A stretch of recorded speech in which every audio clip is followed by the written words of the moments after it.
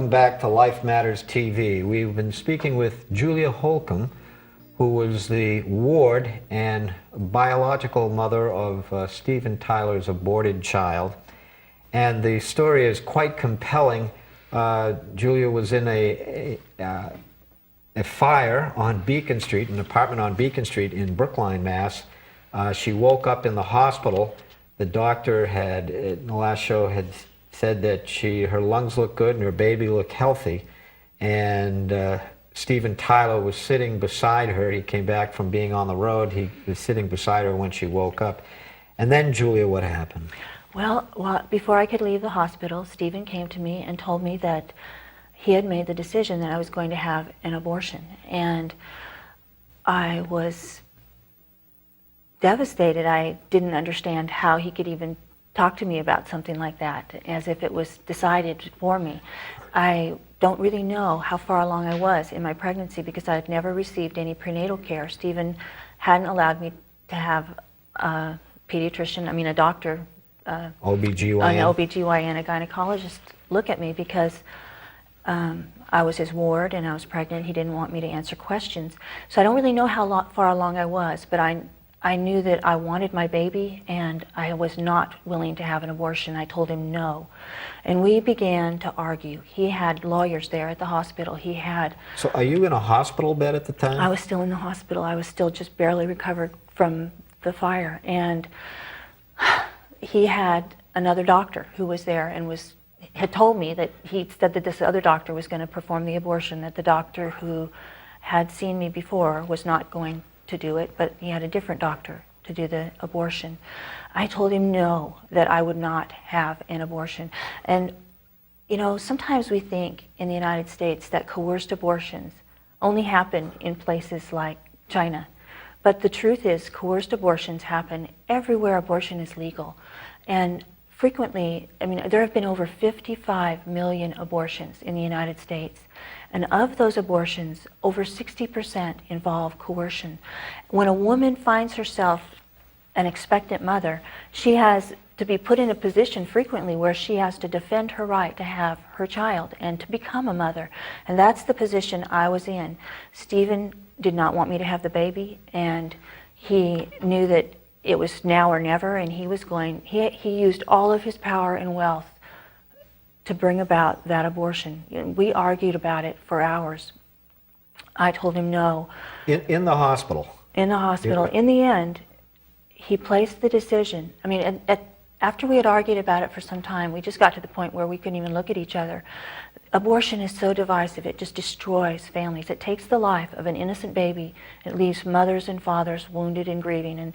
And we hadn't even had the abortion yet, but we were already just separated because of his asking me to have that abortion. But and insistence. He basically, the decision was either I could have that abortion or I could hit the street. Maybe my mother would take me back. I didn't know. At that point, I was terrified. I just gave in out of fear and desperation. I didn't know what would happen to me, and I didn't know how I would take care of a baby. I had no prospects. I felt like I had no power. You had no money. You were here in Boston. Your mother is out in Portland, Oregon. Yes, they were. And she's on to her. That would be your second stepfather. Yes, but. And would she also try to influence you to have an abortion, do you think? Or at that point, you were what, 18 years old or 17? I was 17 or 18, and I was afraid to go home. I had heard my mother speak about abortion in a way that made me fearful of how she would respond if I came home pregnant. And I just felt like I had nowhere to turn. And at that point, I just caved in and I just said yes. And that was where the worst nightmare began, because that abortion was a late-term saline abortion. And it was just a nightmare. They moved me to another place, either part of that hospital or another hospital, I'm not sure. I do know that I was moved from the ward I was in. And I wasn't really told what to expect. I was taken into this room. I was naked. Steven was there. The doctor was beside me. I didn't see what he was holding in his hand, but he told me, hold very still, or you could be killed or injured. And I remember just freezing in fear and thinking, what does he mean? And before I could even ask him the words, what he meant, he had taken a large needle and stabbed my uterus with it and punctured my uterus. And I remember just gasping in shock and disbelief, and they began injecting saline into my uterus. And the salt takes away, it basically chokes off the oxygen, is that it? I don't know. I've studied about it a little bit since then, and I believe it's what the saline kills the baby. And Right. I was told it's not a baby, it's a fetus. And they told me immediately after they had punctured my uterus that my baby was no longer living, and that they would move me to another part of the hospital, and that that the fetus would be delivered. I was in labor for many hours, and when the baby began to be delivered, they put me under. They gave me a shot, and I went to sleep. And I woke up and it was over. But I felt just like something inside of me had died after that abortion. I didn't recover very quickly emotionally, or I was just grieving inside. And Stephen took me to New Hampshire within about a few months of the abortion to recover. He felt that it would help me. Can I ask you something? One of the things you mentioned is that after they had given you the saline injection, Stephen was there beside you doing lines of cocaine? While I was in labor, he was doing drugs in that hospital room. I remember he even offered drugs to me at one point, and I was so sick and I didn't accept them. I remember turning away from him, just sad inside and grieving that this was what my life had become like. I couldn't believe that these things were even happening. It almost becomes surreal when your life gets this ugly. And I was so young, and I hadn't really experienced goodness in a long time. It just almost seemed like this was normal. And like I said, I withdrew. I became very withdrawn. I'd always been very cheerful and happy, and after that abortion I became very quiet and withdrawn. And then Stephen took me to New Hampshire. We were out in a Jeep, and we were riding and driving through the countryside, and I remember starting to feel better, and he began to speak to me about the abortion. And I think he wanted to kind of get it off of his chest. And that is when he told me that the baby had been born alive, and that it had either been allowed to die. He didn't finish his sentence, because as soon as he started saying it had been born alive, I reacted to his words by crying and asking him how could that be true, how could it be born alive, and if it was born alive, how could they not help it, how could it not have been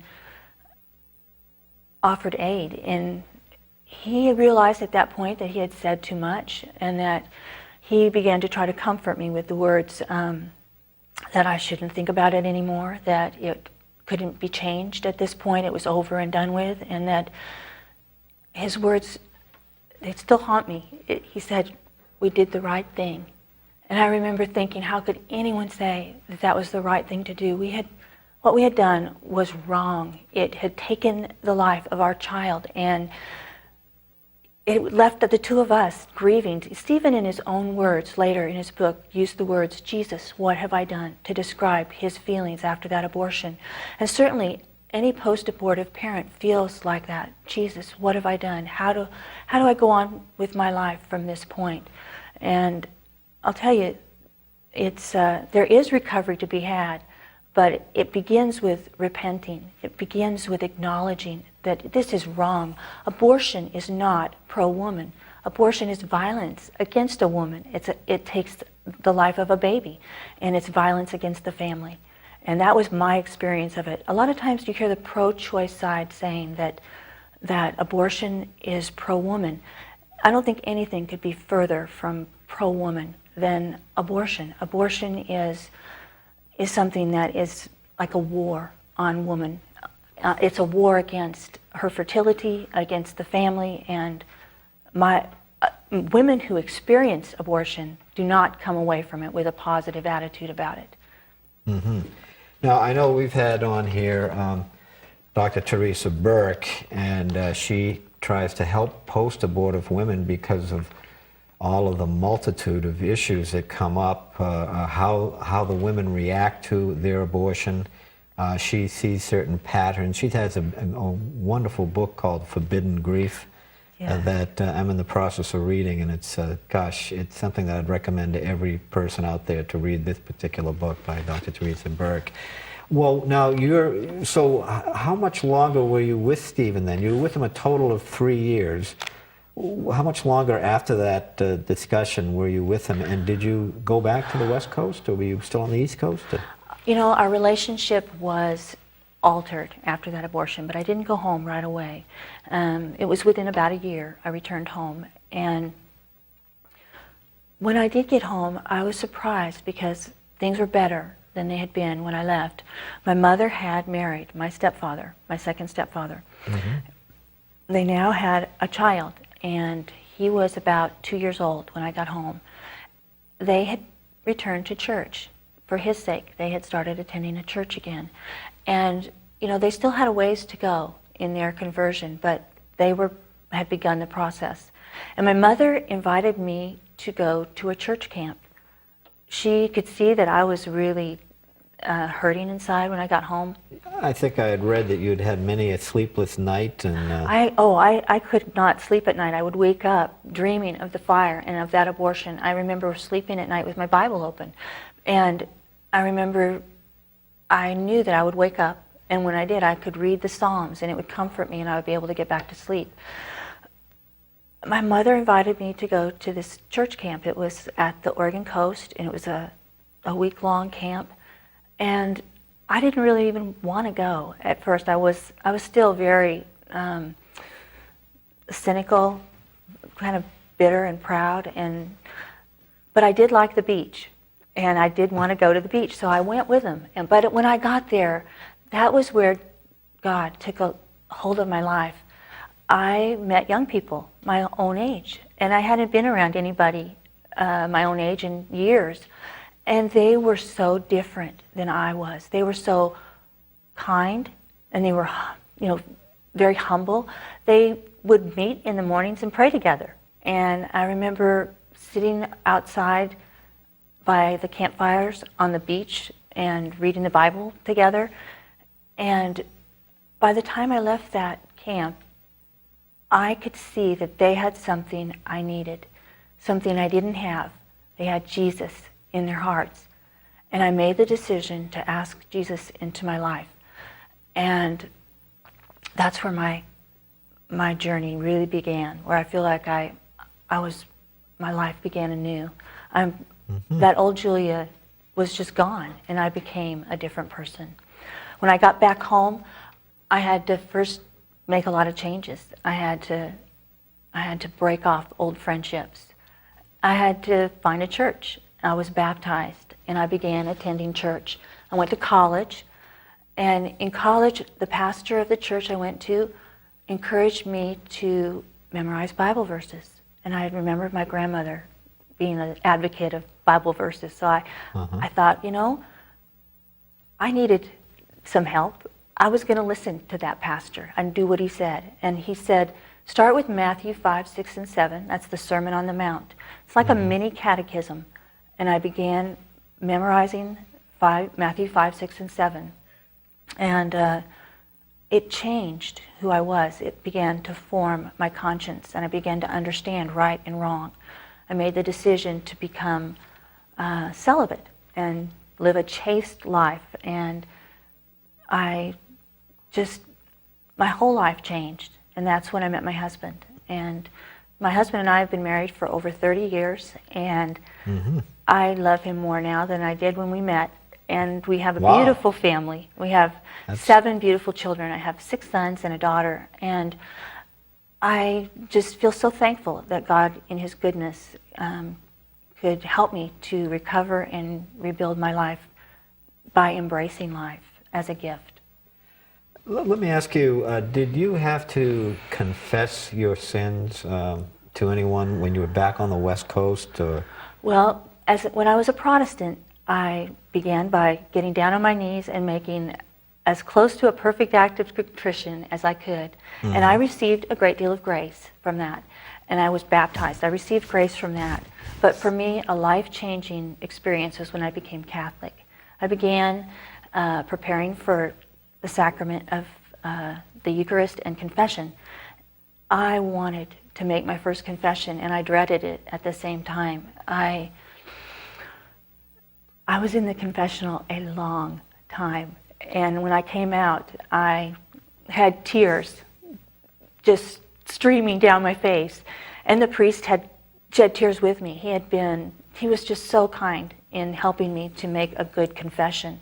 And I felt like I had just left behind that burden of sin in that confessional, and I was able to really become strengthened to embrace the Catholic Church's teachings on openness and respect for life. My husband and I had been married for several years when we became Catholic, but that was just a wonderful gift. A lot of times we look at the Church's teachings on life and we think of it as a difficult thing to embrace, being open to life. But for me, personally, my experience has taught me that being open to life and embracing life was a wonderful gift. It gave me my children, and it added a dimension to my marriage that I would never have dreamed. Mm-hmm. And you had mentioned Terry Burke. What did Kevin Burke. Oh, pardon me, Yeah. Kevin Burke, who happens to be married to Teresa Burke. Teresa Burke, right? Yeah. And how did that all fit in? How did he come into picture as far as advancing your coming on television today, or your Silent No More ministry? I read Kevin's article entitled "Jesus, What Have I Done?" where he wrote about a father's grief over abortion. Sometimes we think only of a mother's grief, and certainly that's where it begins. But also, abortion affects families, and there's always a father in there somewhere. And he was writing about it from Stephen's perspective, even though Stephen didn't say that he wouldn't fully acknowledge that the abortion was a wrong decision. He did talk about his regret for the abortion in the words, "Jesus, what have I done?" And Kevin wrote about that. I read his article and I responded to it in a letter.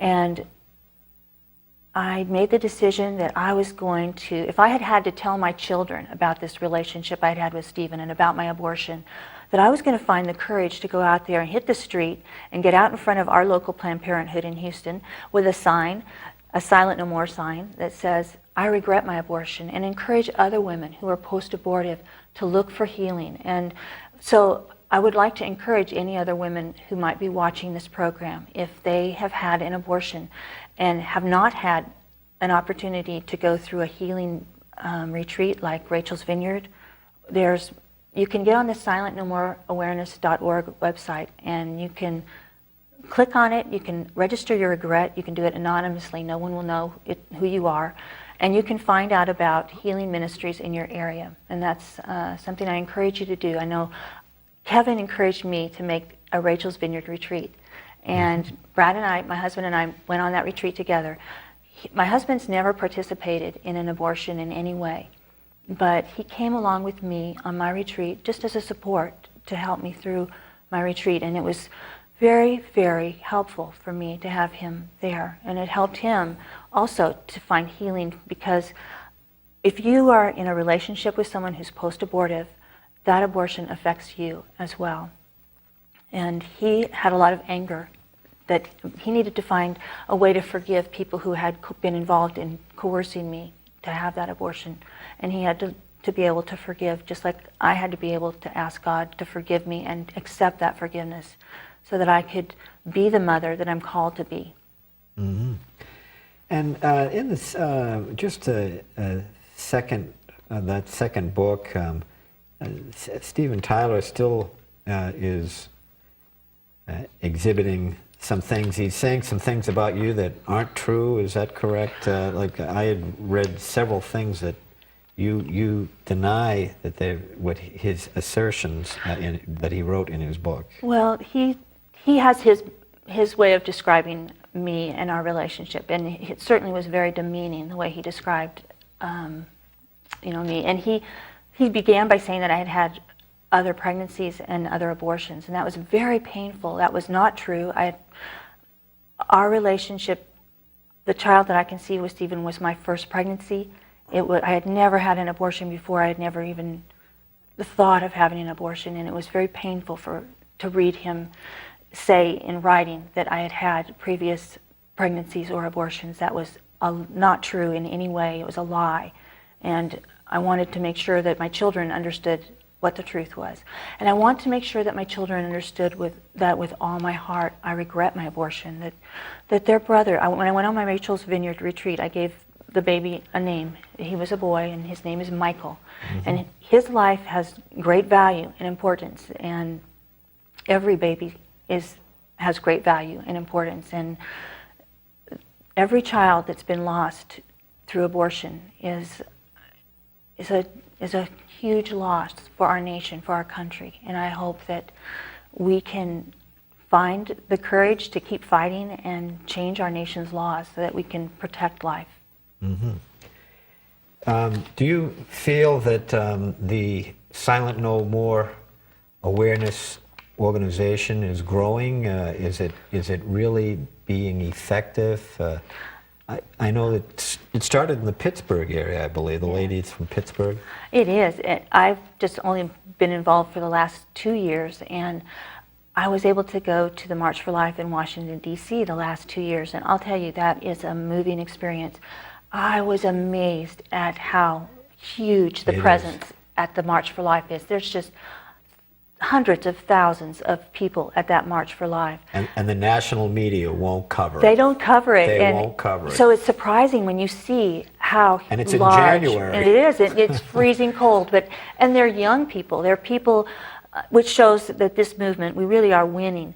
And it was very humbling to be at the March for Life carrying a sign that says, "I regret my abortion." But I got out there with the other Silent No More women, and we marched to the steps of the Supreme Court, and we tell our stories there on the Supreme Court, and we ask for the Supreme Court to overturn Roe v. Wade and change our nation's laws to protect life.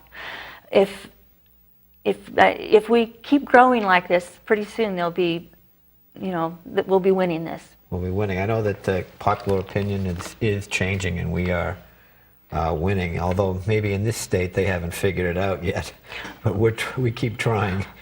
One thing I've noticed when I travel around the country, and I've met a lot of women in the pro-life movement are post-abortive. They are, that's correct. And I encourage any woman out there, if you're post-abortive, sometimes it can be a scary thing to get involved in the pro-life movement, but I encourage you to become active, and it's a very healing thing to do, is to get out there and try to be a part of the solution. And that's what I'm trying to do, and I encourage any other women who are post-abortive to get involved, get active. Well, Julia, we really appreciate your coming on the show and coming from such a great distance. Hopefully you've picked up on your frequent flyer miles doing so, and hopefully our paths will cross again. But we want to thank you so much for coming on Life Matters today and sharing your story, and hopefully we'll get that story out there for you. Okay, thank you. Great to have you. Thank you. Thank you for watching Life Matters. We'll see you next week for another exciting show. Take care.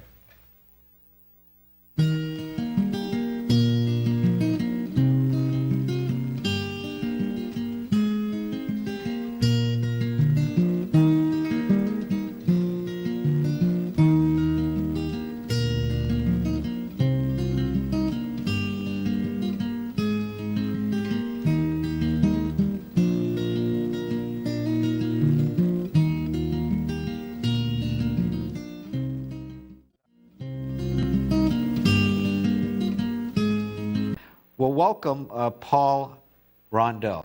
Paul, what is it that you perceive? If it's not the economy, then what do you perceive as this upcoming election? What is really important, and is it a dire situation? Well, it's let me just make this metaphor. If we all had more coin in our pockets, but bars on our windows, would we be more free or less free? And this election has been focusing on something extremely important. That is the economy, jobs, social justice. I understand all of that. But while we've all been focused on that, and the GOP has refused almost to talk about anything else, I mean, I can talk to you about multiple bills protecting the family, protecting the preborn that have come and gone, protecting targeted abortions against female babies have come and gone, never got to a vote because they felt it was a distraction on the economy, which they felt was a winning issue, and maybe it will be. But in the meantime, we have allowed, in many respects, our first freedoms, speech, religion, assembly, petition the government, freedom of the press, to be eroded, if not totally thrown away. And we're in a situation here while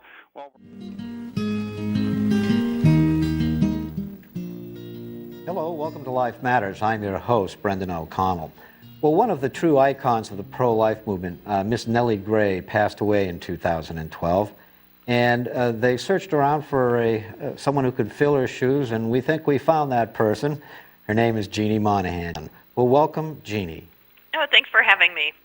Jeannie, could you please speak first to the legacy that Nellie Gray left regarding the Right to Life movement and the March for Life, which is really an enormous event down in Washington, D.C. Absolutely. Yeah, I mean, on that, just on your final note there, the March for Life is the largest pro-life event in the world that we know of, and we think it's the largest civil rights. Well, welcome, Mr. James Sedlak. Well, Brendan, it's great to be here. Thank you for having me on. Mr. Sedlak, could you give your assessment of the most recent Planned Parenthood annual report that came out a week or two ago? Absolutely. What this report shows, the one that came out last week, is that in 2011, 2012, Planned Parenthood had a total income of $1.2 billion. I'll repeat that again. That's $1.2 billion with a B dollars. Now, of that money, of the $1.2 billion that it spent, Planned Parenthood claims, and we have no reason to dispute it, that 45% of that money came from the American taxpayer.